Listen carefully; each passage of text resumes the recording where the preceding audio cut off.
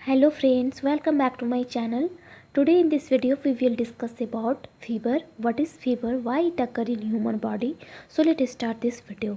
हम सब जानते हैं कि फीवर बुखार क्या चीज़ है। तो इससे पहले कि आप सब दवाई की तरफ जाएं जैसे कि पैरासीटामोल, तो सबसे पहले हम जान लेते हैं कि बुखार क्या है और ये क्यों होता है। बाहर का तापमान चाहे जो भी हो, लेकिन हमारे शरीर के भीतर का तापमान स्थिर ही रहता है।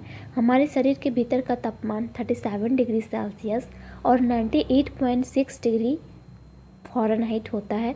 लेकिन कभी कभार हमारे शरीर के भीतर का तापमान बहुत बढ़ जाता है। हमें ठंड लगने लगती है, कपकपी होती है, सर में दर्द होती है और हम बीमार महसूस करने लगते हैं। ज़्यादातर समय होने वाले बुखार इन्फेक्शन से ही होता है, लेकिन कैंसर, हीट स्ट्रोक ऐसी अलग अलग बीमारियां भी हैं जिनमें हमारे शरीर का तापमान बढ़ जाता है। तो जब भी हमें लगता है कि बुखार आ गया है और हमें बीमार महसूस कर रहे हैं, हम थर्मामीटर का इस्तेमाल करते हैं। थर्मामीटर एक ऐसा साधन है जिसके ज़रिए हम ये जान सकते हैं कि हमारे भीतर का तापमान क्या है। अगर हम पूरे दिन में देखें तो 1 डिग्री तापमान घटता बढ़ता रहता है।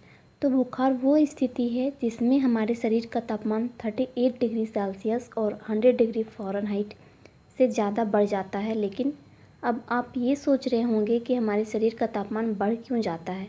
कई लोगों को लगता है कि बुखार एक बीमारी है, पर ऐसा नहीं है। बुखार एक बीमारी का लक्षण होता है और असल में बुखार हमारे शरीर का एक तरीका है हमें मदद करने का। अब आप सोच रहे होंगे कैसे। तो इस सवाल का जवाब कि बुखार क्यों होता है शुरू होता है हमारे शरीर के इम्यूनिटी से। इम्यूनिटी हमारे शरीर की वो क्षमता है जिसके द्वारा हमारे शरीर में हमें रोगों से बचाता है। रोग पैदा करने वाले जीव, जिन्हें हम पैथोजेंस भी कहते हैं, उनसे लड़कर हमारे इम्यून सेल्स हमें बीमार होने से बचाते हैं। दरअसल शरीर का तापमान बढ़ाना हमारे शरीर का एक तरीका है पैथोजेंस से लड़ने का। बहुत सारे बैक्टीरिया और वायरसेस इस तापमान को सह नहीं सकते हैं और ये बढ़ता तापमान उनके लिए हानिकारक होती है।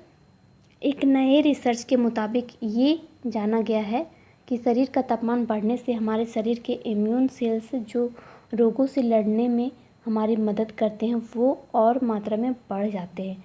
ज़्यादातर बुखार 2 से 3 दिन तक ही रहता है।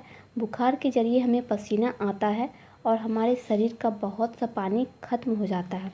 इसलिए हमें कहा जाता है कि बुखार के समय हमें पानी अच्छे से पीना चाहिए, ज़्यादा मात्रा में, और हमें आराम करना चाहिए। ज़्यादातर समय बुखार में दवाई लेने की ज़रूरत नहीं होती है, पर ऐसे बहुत से लोग हैं जो बुखार आने से पहले थोड़ा सा भी सर दर्द हो या थोड़ा सा भी बुखार आने ही लगे तो पैरासीटामोल जैसी दवाइयाँ लेने लगते हैं। इन दवाइयों के अपने दुष्प्रभाव हैं और रोज़मर्रा में इन्हें लेना ठीक नहीं है।